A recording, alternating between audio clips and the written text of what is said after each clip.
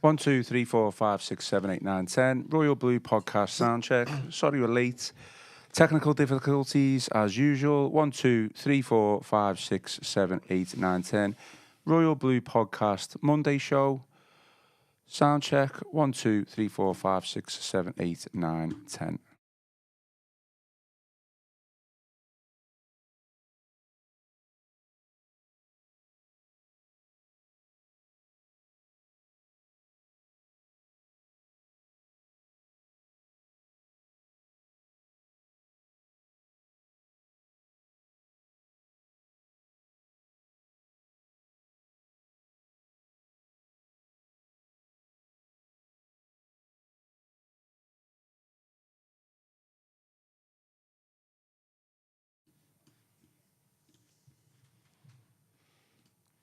Hello and welcome to the Royal Blue podcast. It's the Monday show. We are live and I am your host, Ian Croll.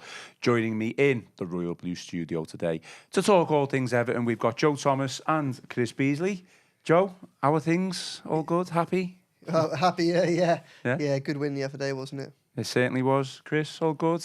Yeah, fueled our trip back from Brighton. Obviously we were back in the wee small hours again, but it still seemed to go a bit quicker after a result like that. Absolutely, yeah. No snow this time on the journey back. Yeah, we were at Warwick Services probably around the similar time, weren't we? Around approaching midnight, and tell you what, 3 weeks earlier we were in the same place at the same time, weren't we? After coming back from Bournemouth, the place was covered in snow, and it felt like a really, as well as a tough journey back, it was a miserable one after that performance.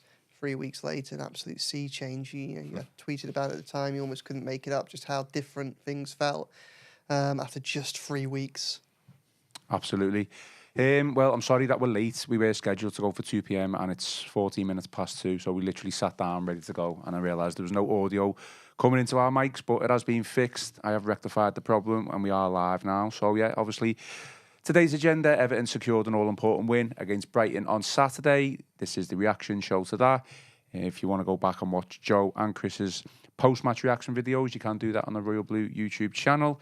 There'll be a few other little bits that we'll discuss, from the game. We've got injury latest, transfers, etc. But we will start with Brighton.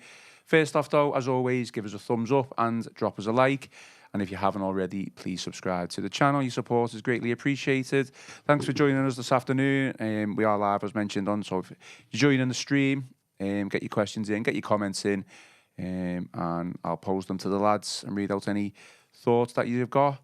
I guess, Joe, we'll start with you on a really, really positive result. I think I was the only one. I think you didn't have a chance to do this because I don't think you were on Friday's pod, but I was the only one who predicted the win. No, I went 2-1. Did remember? you? Yeah. Did you? I did, yeah. And Elton said to me, good lad, yeah.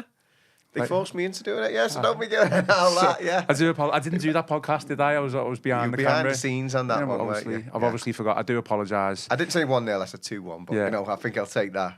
I think I said 2-1 as well. Okay. That was right. Sorry, I'm completely all over the show. Well, we predicted the win, Joe. We got a win. Fantastic stuff. Yeah, brilliant results. Really big, unexpected as well. I mean, maybe not for you two. Optimists. Goes to show what his prediction would have been then. But for all that Brighton has struggled at home this season, they're clearly a very good outfit. We saw that at Goodison Park at the start of the season, and they picked up some really big wins. So to go down there and to come back with not just a positive result, but with all 3 points is absolutely huge. And you just look at what that does to the league table, even with Leicester's win yesterday, all of a sudden. And we can't get too far ahead of ourselves. And believe me, people at Everton are not getting too far ahead of themselves.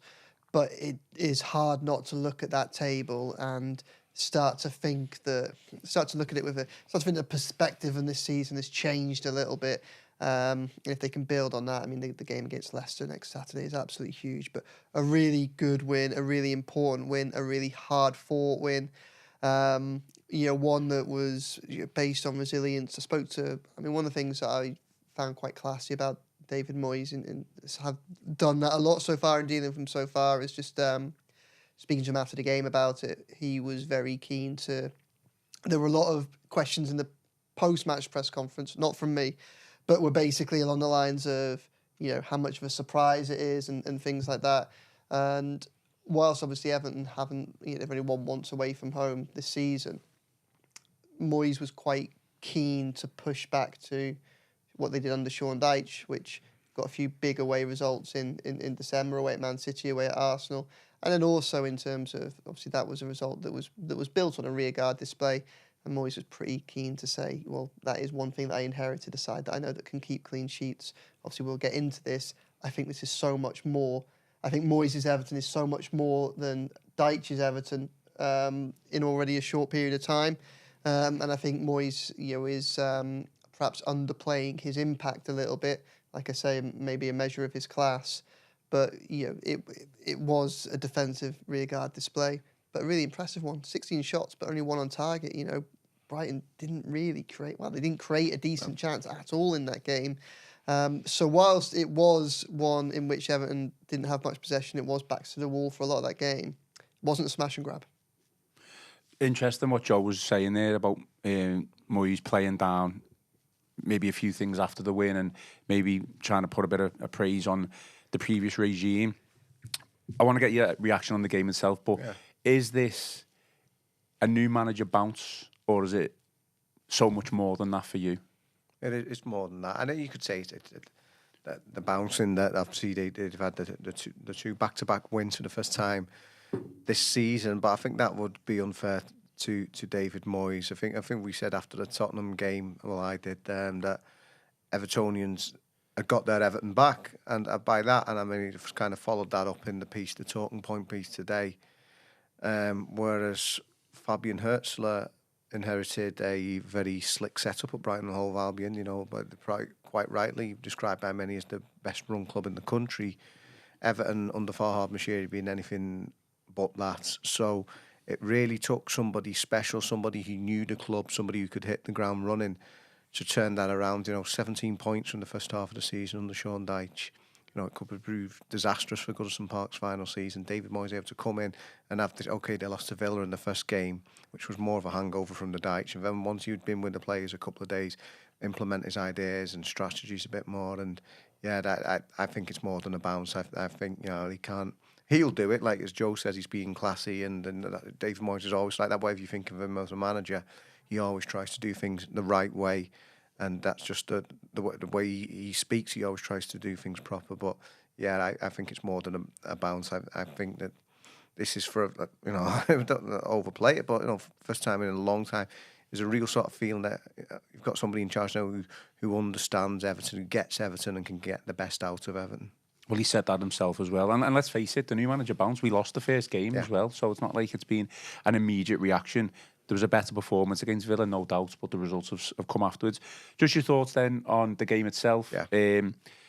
Player ratings-wise, I was obviously reading through your article, and you described James Tarkowski as having a colossal display. He was your man of the match then, I guess? He was. I know there's a few candidates, a lot of people giving a lot of love for Idrissa Gueye, quite rightly so, and there's so many good candidates out there, a lot, a real solid, like you said, backs to the walls, albeit defensive performance. But I think Tarkowski led by example for me. I think there was one on Matoma that he had to get it inch perfect, that slide challenge. But that's what he does when he does it best. When he times that right, I mean, he can catch people if he doesn't get it right. But he got that one absolutely spot on. And there's so many sort of clearances, aerial duels, things like that, just throwing his body on the line. And the others were doing that as well. Jared Branthwaite throwing his head at something, Lindstrom even making a block there. So Tarkowski leading by example. I thought it was a real defensive colossus and sort of embodied all what was good about that performance for Everton.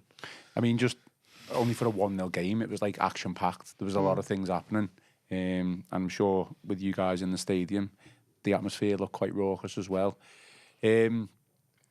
Just what did you make of David Moyes' final whistle reaction? Because I don't know if you've seen it, but the close-up shot of when the final whistle blows and he's clearly elated.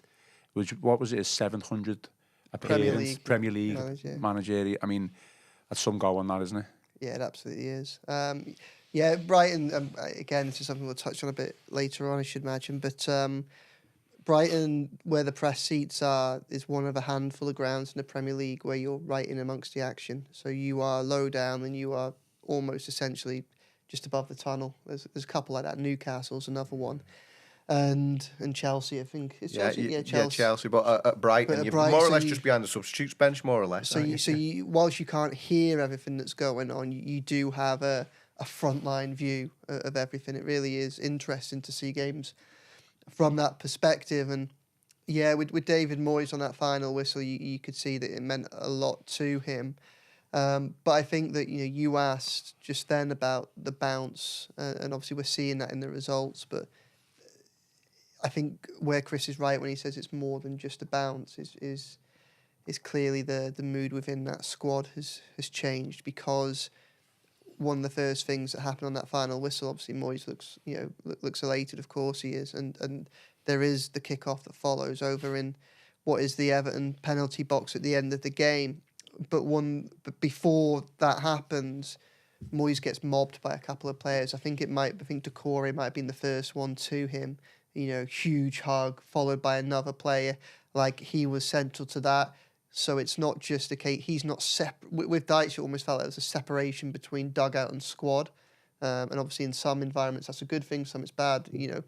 We know that Dyche has achieved some good things with Everton, but with Moyes, that kind of communality is that link between them is clearly there, and the respect for him, but also this ability to almost maybe see him as one of them, or them as part of the same unit, because he was very much part of that, and it was really nice to see. And then he comes onto the pitch a little bit, and then the players, after pulling away from the scrap at the end,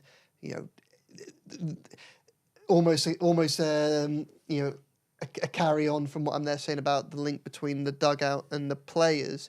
You then have the players and the away end, and just the way in which the away end, obviously the circumstances of the match made it a lot more dramatic and a lot more emotional, and therefore the sense of achievement on the final whistle was greater. But if you look at the way the away end, the players celebrate with the away end, Tarkowski's obviously pulled Minto off, in that scrap, and then he just runs to the away end, just yelling at them. Pickford does the same. Like, he's just skipping there and throwing his fist punches in the air. You got players jumping on each other's shoulders and things like that. It felt like an away win in a cup knockout competition. That's what it felt like at the end. It felt like it meant a little bit more to everybody. And I think that's partly because of the atmosphere that's now at the club as a result of Moyes coming back. So, and what was quite nice was, whilst Moyes was involved in some of this, very quickly then just stepped away and let the players have their moment. I was watching him as he did this. He walked down the tunnel, but he turned around. He kind of just smiled like wistfully at the floor. Saw someone in the director's box, stuck his thumb at them, then started just looking in front of him and just went down the tunnel, just smiling to himself. And you just thought, obviously 700 games as a Premier League manager, more than 1,000 altogether as a manager now. And he's clearly been there, done that, seen everything.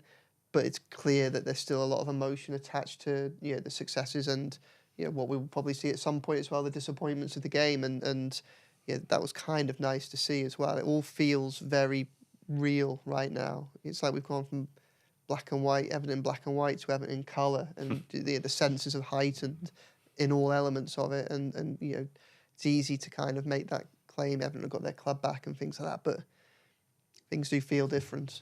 No, and I'm glad both of you are saying that, because you guys always give an honest and balanced view. You've done so for years. And I know we've maybe tended to disagree on things in the past, but it's nice. It's nice to to see that you are feeling it the same as well. A lot of flashpoints, obviously, in the game, Chris. That's just in the press box. What happened in the press box? That was just, you see the pieces we did the moments missed on it. Right, on it this morning. No, it wasn't Joe and I specifically. We were questioned at half time about the penalty. I mean, that was cordial enough. If albeit a difference of opinion, because the Speckies are on top of us, and this Brighton fan was, what do you feel of the penalty? Right. And when we said, it was a penalty, he didn't like that. But yeah, we got off lightly compared to the Everton staff members who were sat behind us, and it was. Read me moments missed. But if you want to find out more about that, Dave was. Because the fans have to go past you on the way out of the ground, and they took exception to some Everton staff members, and there was some verbals. It wasn't fisticuffs. It wasn't like pantomime scrapping like on the pitch. But no, yeah, they were confronted by an angry Brighton mob. Well, they did seem really annoyed, the Brighton fans. I'll give them that. First flashpoint was obviously Calvert-Lewin going off injured. We'll come on to that. But the penalty, I guess, you've just said that you did think it was a penalty. It went to VAR. They took the time about it, let's face it. I could probably say I can understand them being a little bit aggrieved, but really, what was their argument? Is that his arm was kind of thrust into the. I think they were saying that he was sort of pushed over, weren't they, by Beto? He felt something from behind, would seem to be the Brighton argument, but just the way that Veltman he scoops it, he just pulled, he just put his arm out, didn't he? So yeah, you're asking for trouble in my book. I mean, when as soon as the referee went over, I thought, it's got to be given this surely, and obviously it was, and all cued the pantomime outrage from Albion's supporters and members of the staff and players. I mean, we'll come on to the injury, but I guess Calvert-Lewin probably would have took that penalty. He went off, but Ndiaye tucked it away. And again, maybe just emphasise a little bit on the celebration which he was booked for, which is the most ridiculous thing you've probably seen in your life. I thought so. You know what? Amongst all this, I just wonder whether actually it was maybe for the cupping of the air, perhaps. But yeah, if it was for the Joe and I were discussing this, we said, game's gone if you can't even flap your arms slowly like a seagull. I know it's obviously because it's the mascot and it's on the club badge, isn't it? The Seagulls, it's their nickname. But yeah, I don't know. There's been much worse than that. I remember. Robbie Fowler's infamous sniffing of the grass, eating the grass, wasn't it? That Gerard Houlier's official explanation for that one. And even in recent times when Everton won 5-1 at Brighton and Hove Albion, Dwight McNeil gave him the old salute, didn't he? And a few of them gave him the salute back. But seems just a bit of common sense. Surely, maybe I've just have a quiet word or something. But what was the reason? Excessive celebration or golden or something like that? What's your go-to celebration for a Joe Thomas screamer? What would you do? Alan Shearer. I'm trying to remember because Joe infamously bagged a late brace in a Finch Farm game we played at once a press game. Trying to remember what he did. I can't remember. Trying to think of some of the ones that have gone from it. You probably, always played in defence, so it didn't happen very often. There he goes. Still have a good celebration. Bit of a Tardelli scream, I think, me when it comes up. I mean. My strength was dead ball. I could do nothing at football. I'm not fast. I'm not strong. I couldn't read the game well. I'm terrible in possession, everything like that. But I could take a penalty and I could take a free kick. Just missed out to Charlie Adam as Everton's piece coach. So the celebrations I've had tend to be from.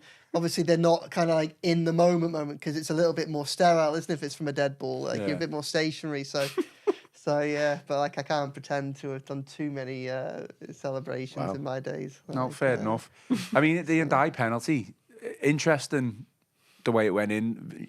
Probably say not much power on there, but it was that inch perfect that it hits the side net and the keeper's a full stretch and he still doesn't get in there. But decent penalty. Yeah, well, yeah. And I think it was a penalty as well. I don't quite understand Veltman's reaction. The way he scoops the ball with his hand, it's like you're playing a tennis shot, isn't it? And his arms is right. It's like he just swats it away. Yeah.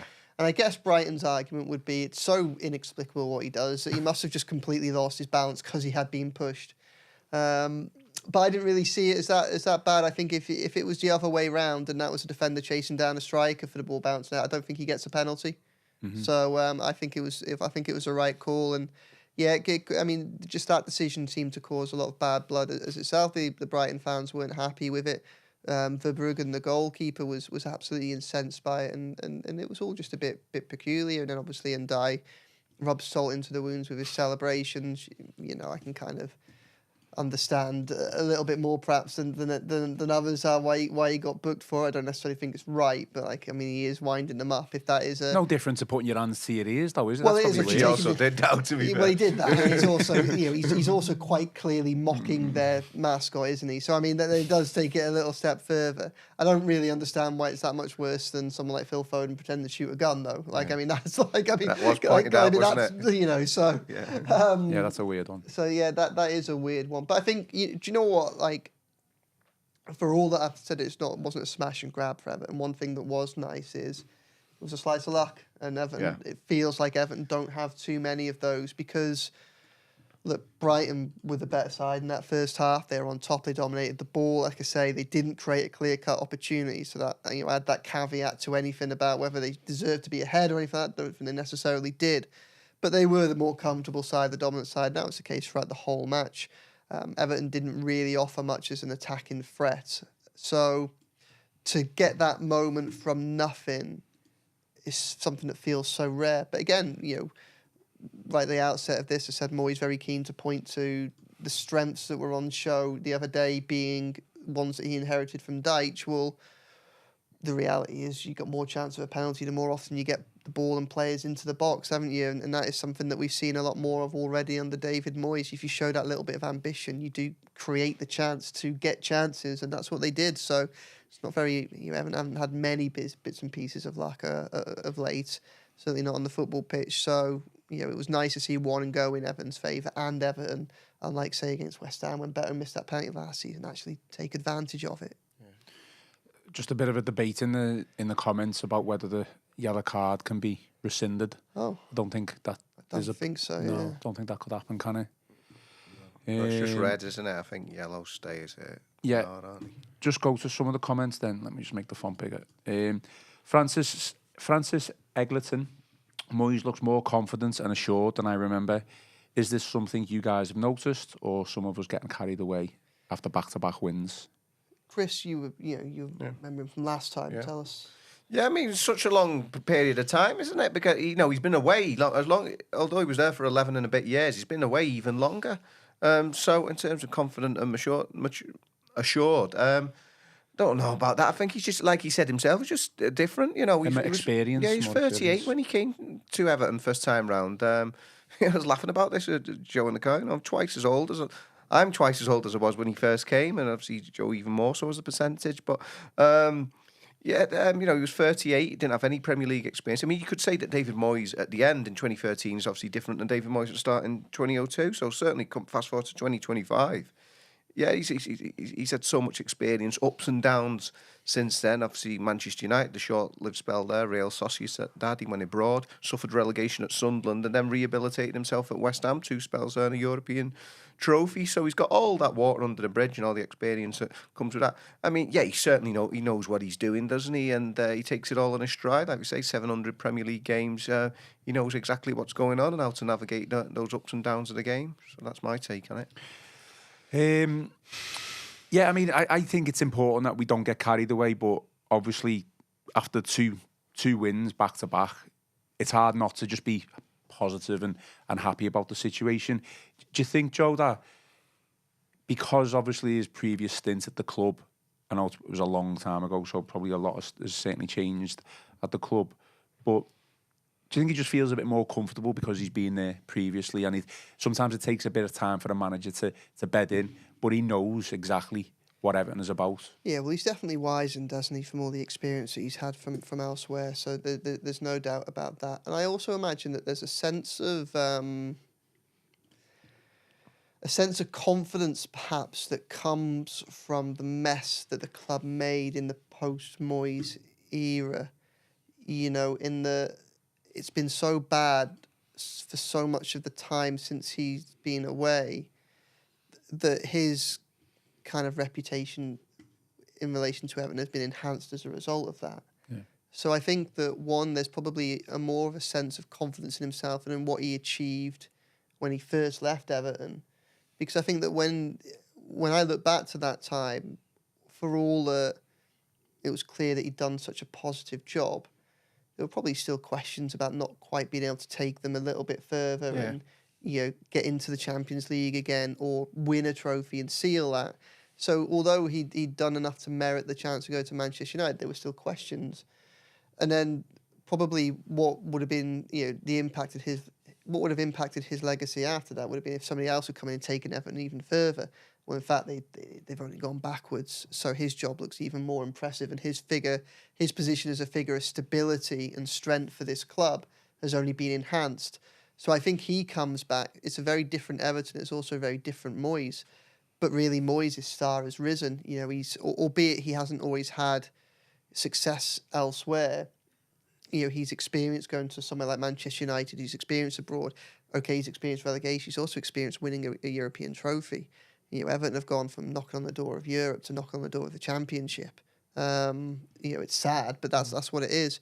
So I almost think Everton need Moyes more than Moyes needs Everton right now, and I imagine that might give him help him be a little bit more at ease with what he's doing, because it's less of I've got to come in here and I've immediately got to prove myself. It's like what's happened in my absence has already proved how good what I did in the first place was. So I already have I'm already 2 or 3 steps up the ladder in terms of reputation and opinion amongst Everton fans. We're getting... Well, James Graham has asked about any news on injuries, so we'll come on to that. We'll come to that properly after. We'll finish the game, and then because it is important, the injuries. Definitely, yeah, without a doubt. Nick Fadley believes it's not a new manager bounce, and it's just because Moyes is a good manager. Emma says his man management is the difference, and Nash says, with better forward players, we could have at least got 1 more goal second half. Some awful decision making from the front too. Obviously, we'll come on to that, because even though it was a really good result, we've had injuries, etc. I mean, injury wise, Chris, it feels like Everton have kind of in the space of 2 weeks taken 1 step forward, now 2 steps back. We've had the return of James Garner and now Mangala. I don't know what we'll come on to that, like his injury update. Calvert-Lewin scores a goal and then looks like he's gonna not be in the team for the foreseeable future. Very frustrating. Yeah, let's just hope that that wonderful goal against Tottenham Hotspur to end his drought isn't his final contribution in a Royal Blue jersey. Certainly of note.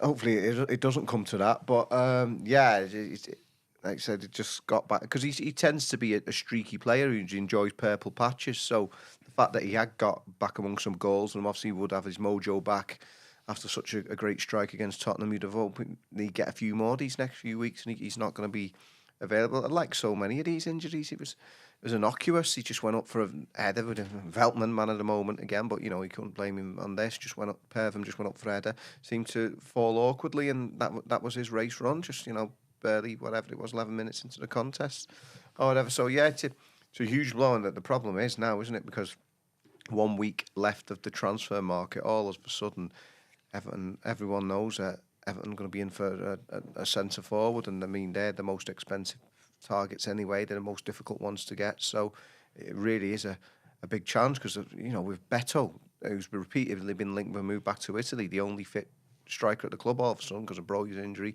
Schmitty's not kicked a ball in the first team all season. Yeah, I mean the alternative is maybe Iliman Ndiaye. He's played up front for Sheffield United in the past, but not that's only in the Championship. So yeah, desperate times. Let's just hope it's not too bad.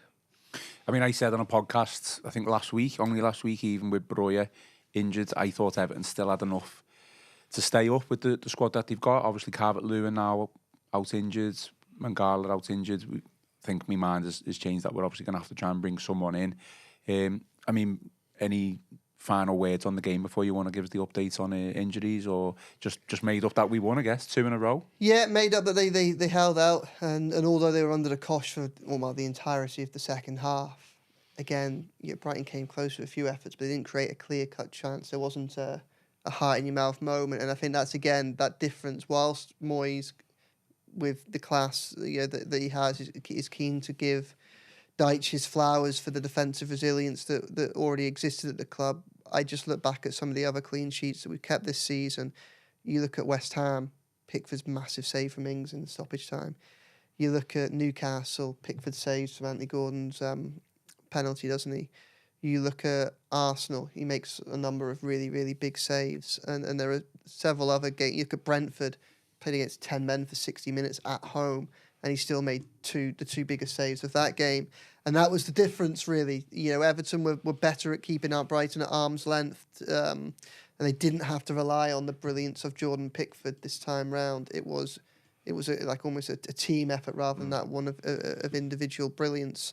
And that, again, for me, is just a sign of progression, even within just a few weeks as to where we were. And that is another reason why I think, one, it's not a new manager bounce, and two, it is indicative of things moving in the right direction. Yeah. Sorry, just for me, there was just No, that go on. one second, that horrible moment when that deflected shot just sort of fell just above his crossbar, and almost like visions of Divock Origi, just the way it seemed to come down slowly, but yeah, he tipped it over the bar. That was the only moment really, as like Joe said, heart in the mouth. It was just, and maybe that was only just because of sort of nightmares over Merseyside derbies of the past. But yeah, other than that, Yeah, it still gives us shudders, doesn't it? Joe, yeah, injuries. Then we're getting a lot of questions on that now. What's the latest? We've had nothing official from the club on either Mangala or Dominic Calvert-Lewin. And it may be that we don't get anything for a couple of days from them. I'm not entirely sure where they will go with it. But I think it's clear that there's significant concern over both of them. With Dominic Calvert-Lewin, like I referenced earlier in this podcast, we're right by the dugout, right by the tunnel at Brighton, and he pulled up in front of the manager effectively. It wasn't far off. And you could see the concern on his face. The minute that he landed, you knew something had gone. And you could almost see his mind just running through replaying some of the troubles that he's had in the past, and probably the context of his current situation with a contract that's only got a couple of months left on it, and also in a team which you just started to feel like was going to start playing to his strengths. Like you felt like things were on the verge of clicking for Calvert-Lewin and Everton this season. So, I spoke to David Moyes after the game, and he stressed, look, we need to hear back from the officials, we need to have the scans and things like that. But, he wasn't really hiding the fact that there was significant concern straight away. And in fact, on Mangala, who's looked a little bit more innocuous, again, his was a clash with Veltman, injured his knee. He went down for a fair bit, had his treatment, went off. He actually came back onto the pitch, but then collapsed pretty soon straight after and went straight down the tunnel. And again, significant concern over that. Asked Moyes about that. And his response was basically, look, if they hadn't come away with the win, this would actually be a bad day, given the concerns over those injuries. They certainly cast a shadow over what was a very, very good result. So, we're waiting for official news on both of them. And I think right now, Monday lunchtime, there will still be an element of work at the club to scrutiny and concluding just how bad things are. But I don't think that there's much doubt that there's concern over both, and I think Everton are going to have to. I think Everton right now are in the process of preparing, trying to work out what life might look like without those two players, at least in the short term. And I think that it will alter a little bit of the approach to the remaining of the January transfer window as well. Now, look, Everton are already looking at central midfield, even with Garner and Irobanham on their way back. That's still an area that they thought they could do with strengthening in. And also, going forward, there was no complacency from that either. But I think going forward, a combination of factors meant that whilst they're open to looking at forwards, or certainly as up to before the Brighton game, they were open to looking at forwards. I think there was a hope that Calvert-Lewin might be just about to click, and given that there are still constraints over what they can do in the market, given that while Broy is still there, they can't loan anybody else domestically, and given that I think that there's just in football in general, there's just considered to be a lack of decent options really in terms of forwards right now. That might be available, and so that might be available for a short-term deal or for not much money. I think that the thought process last week had shifted from, particularly after Calvert-Lewin's goal, maybe less about can we find someone to supplement and challenge Calvert-Lewin, and more can we actually look at out wide? Can we look at wingers and attacking midfielders that can perhaps create more for him and also offer a goal threat as well? Can we supplement that threat out wide? Is that an area where we can potentially have more success without having to have this? Because there's more players out there and there's less money. A gamble might be more likely to pay off. Well, I think now, whilst there is a belief, I think Moyes does hold a belief that Ndiaye can do a job up front. I don't think that's his go-to by any stretch of the imagination. I imagine Beto, while he's there, would be the first choice. But there is a thought process there that Ndiaye could, in the right bit setup, do that job. But I think that there is an acceptance now that if they get the opportunity, they're going to have to recalibrate that front line as best as they can.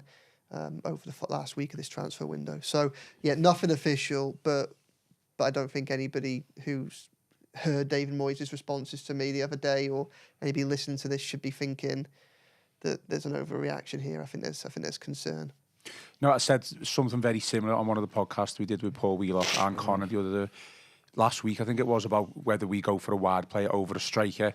For all the reasons you said, cheaper, there might be more options, etc. James Graham has just asked about what's going on with Chimiti, obviously still injured. Chimiti is still out for the foreseeable. I haven't written a story on this actually, but yeah, I've asked about Chimiti a couple of times, and whilst I've not necessarily been able to get a solid answer, I think that's because one doesn't necessarily exist in terms of a timeline. He's got a thigh injury, and probably the best way I can explain his situation to anybody listening is whenever you ask about Chimiti, you get met with a sharp intake of breath and a shake of the head, like as in, it's weeks, plural, and it might be longer. And I also think that we have to be very, very careful about what we think about what Chimiti could do to this Everton side. Yes, he looked good in pre-season, and yes, Sean Dyche started to mention him increasingly amidst the goal struggles of autumn and winter. But this is a player who's never scored a goal in senior football for Everton. He looked handy in some cameos at the end of last season, and he looked good in pre-season. But there's a limit to what really he could be expected to do. So I don't think that, and I don't think anyone at Everton is thinking this either, but I don't think you can look at the situation now and go, say for instance, Chimiti, say for instance it's more positive and it's 4 weeks rather than 7 or 8. I don't think you could think, if we muddle through for a month, then Chimiti's back and everything's going to be okay. I don't think you can do that. I think anything from him is a bonus. And for all the talent that he has got, we've also got to remember that in terms of unlocking it, if he had the chance to when he does come back, he hasn't played all season. With the back-to-back injuries that he's had, apart from a couple of under-21 games, his minutes have been so fractional that it would. So you just couldn't pin your hopes on him. No. So you've got Breuer, who we know is out for a couple of months. You've got Chimiti, who is out probably. I mean, where are we on that? I don't think we'd see him before the end of February. And then you've got Calvert-Lewin, who we don't know yet, but again, at the very least, I imagine it's going to be weeks, and I think there's a real concern it's longer than that. Then all you've got left then is Beto, and the jury's still out on Beto. I think it's safe to say. I do think that, I mean, he worked really hard the other day. His work rate is exceptional. We know he wants to do well. We know he's never had a run in that side. There is a player there that can do a job, and if Everton give him a run of performances, maybe he can start to kind of build some momentum and confidence himself and do something for Everton. But from what we've seen so far, I think we can all probably agree that it would be a risk, to say the least, to go into the last 5 months of the campaign with knowing that he's going to be your main striker for even if it's just the next 6 weeks until someone else comes back. That's a dangerous game, I think. You forgot the other option though, haven't you, up front? Michael Keane. Wow. I'm only joking. Might be what it comes to. It might be. In terms of finishing, if you put O'Brien and Keane up front, the two of them probably get you a few in the end. No, there's been a couple of shouts on the stream. Yeah, I mean, obviously, Imagine I think the ambition... Imagine it, we have seen it. I think the ambition for the next week has got to be to strengthen enough for that to never really be a serious part of the conversation. Because right now, it's not as daft. So yeah, Joe and I, a couple of the chosen few who saw Jake O'Brien on his debut at Deepdale and where he turned and finished. I mean, it was incredible. Well, I mean, I just think we need to be realistic about the prospects of signing, a first choice centre forwards, because we've had a comment here, Chris. So let me know what you think. The Blues. Striker has to be the number one priority. We need a first choice number 9 because we know it's not going to be Beto or Dominic Calvert-Lewin going forward. But getting a first choice number 9 right now with the restrictions that we face, PSR, etc., You've got to pull a rabbit out of the hat, haven't you? Yeah, but I certainly think you've got to get some sort of striker. We were debating this, like you said, before the Calvert-Lewin injury, and I was all for the idea, like you were saying, a wide man, a creator, something like that, another winger, whereas, Lindstrom and Harrison haven't got an assist or a goal between them all season.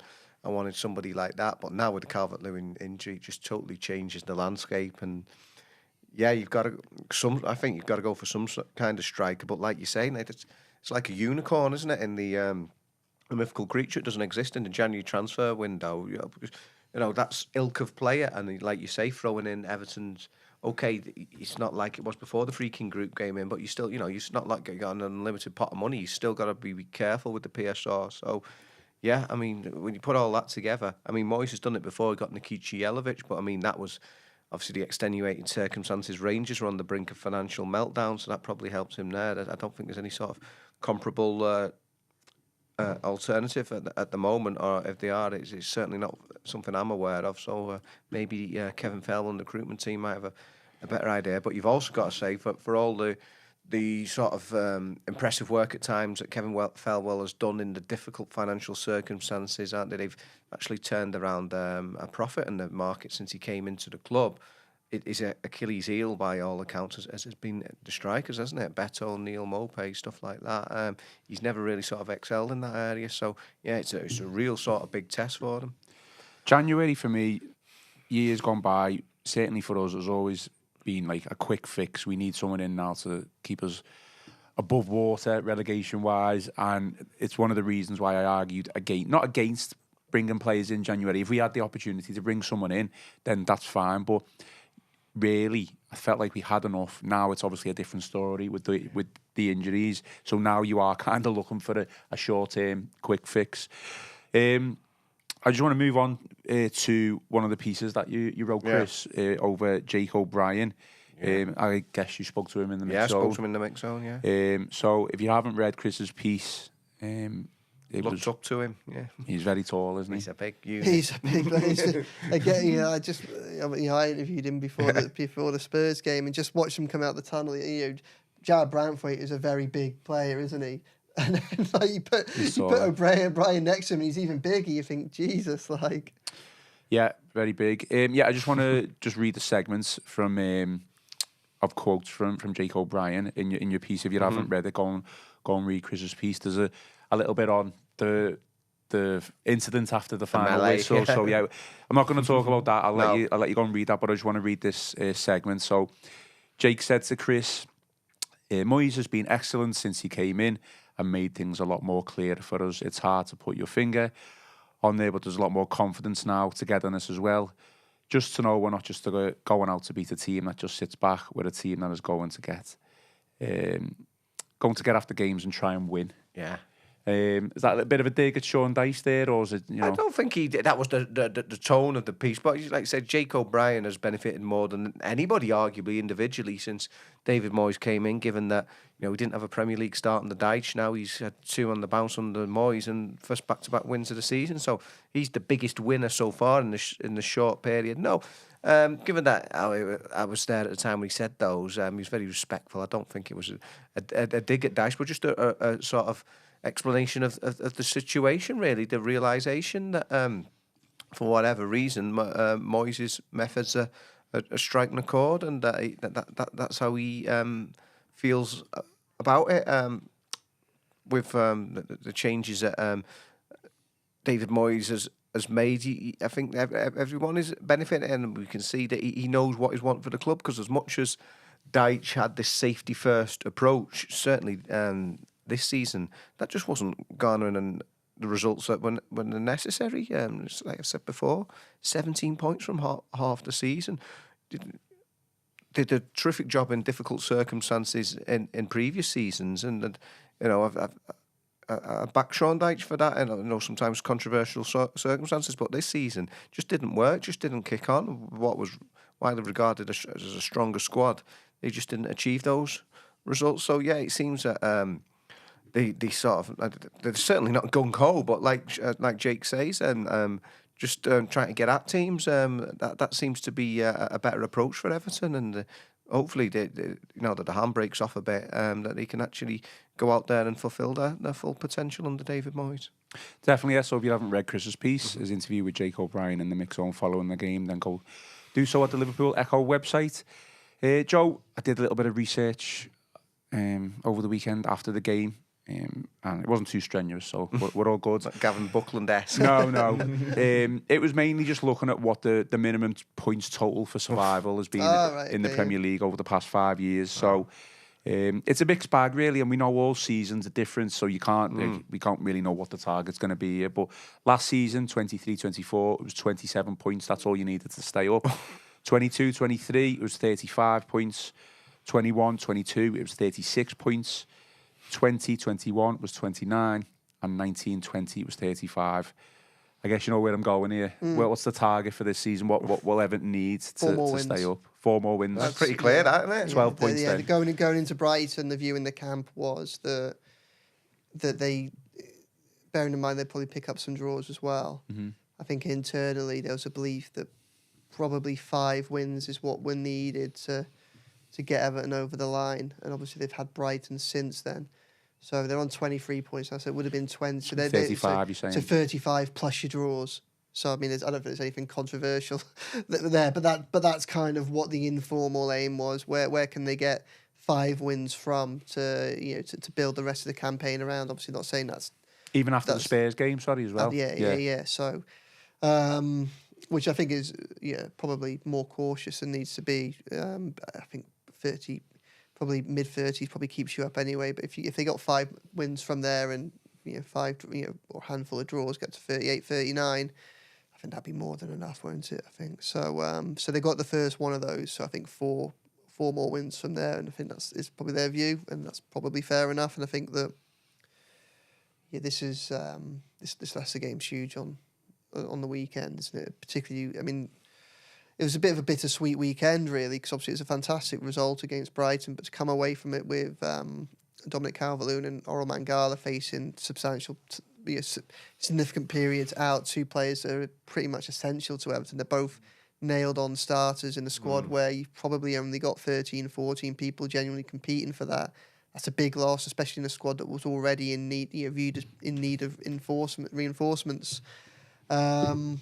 So you had the injuries come back from there, and then you had that Leicester win. Could you just done without that? Just because obviously it revitalises them. They were looking like they were in a mess, and Van Nistelrooy was looking under real pressure.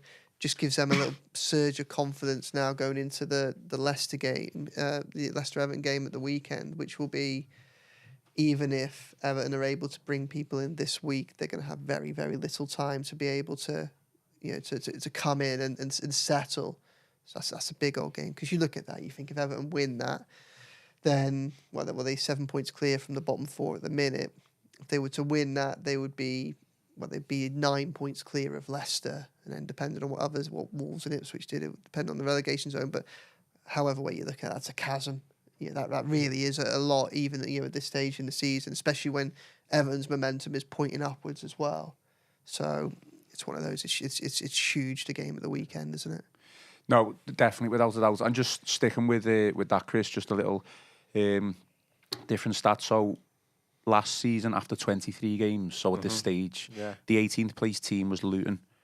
Obviously, this season, it was the 18th place team is now Wolves. Yeah. They are now sit on 16 points. Luton had 20 points at this stage last season. And even the season before, West Ham were 18th after 23 games, and they had 20 points. Well, that's interesting, because everyone was saying about how weak the bottom 3 was last year, didn't they? But it's actually a higher total. So Wolves are, or the bottom 3 are off the pace compared to, the last 2 seasons at least. Even Norwich from the 3rd season ago, after 23 games, they were on 17 points. Okay. So Wolves struggling a little bit, but do you agree with Joe there about four more wins with 1 or 2 draws? Right, isn't it? Yeah, I wouldn't want to disagree. I wouldn't want to contradict him there. No, I was the same. It's like, first you're like, oh, Leicester City have won. You're like, oh, no, I could have done without that. Well, then, let's be positive. David Moyes says he doesn't want to be down there. Dragging Tottenham down there. Are we looking up? That's the thing, isn't it? Maybe we should be glad that, Leicester Tottenham won. Tottenham are there. Super.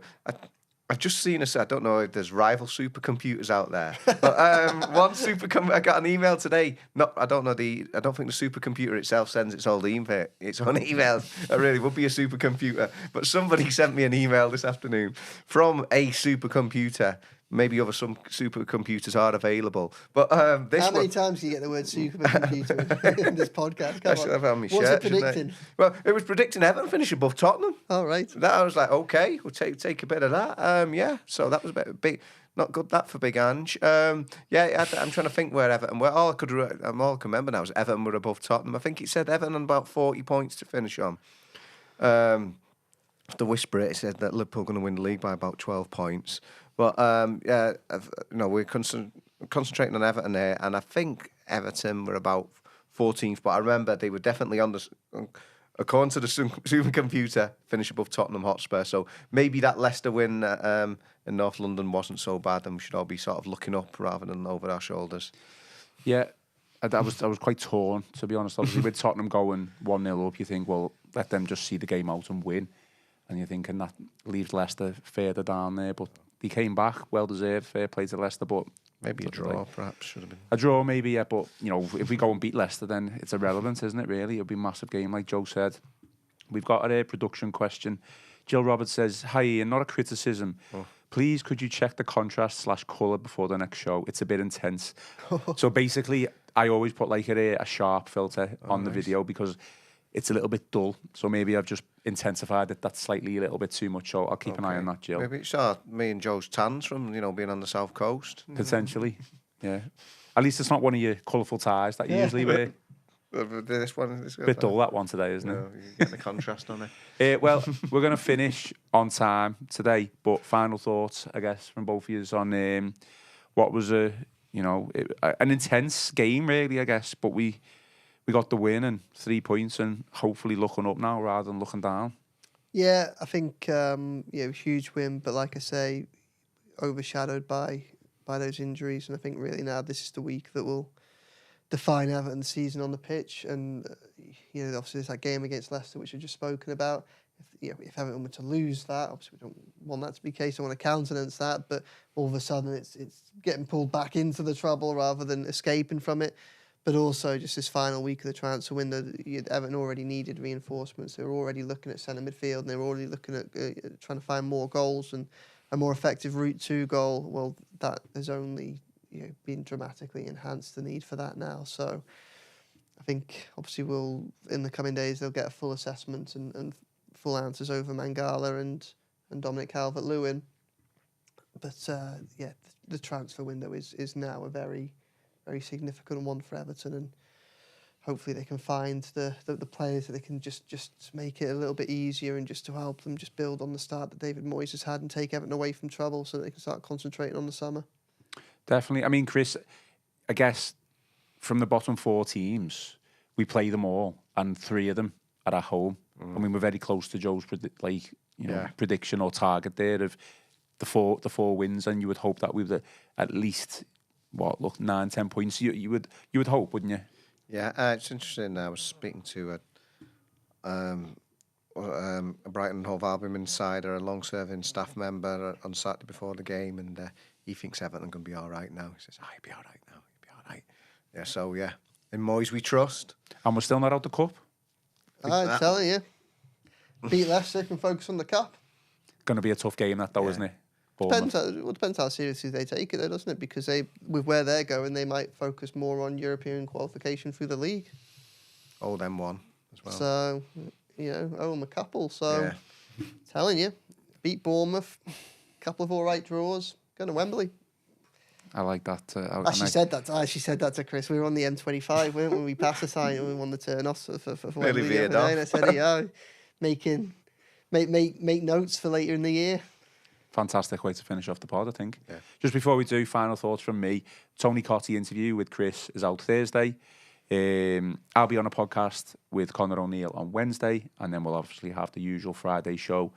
Unsure on the time yet on that, aren't we? Because obviously Moyes' press conference could potentially be 1:30 on Friday afternoon. But we will be looking ahead to Leicester on Friday in some capacity. Any final thoughts, lads? Are we all good?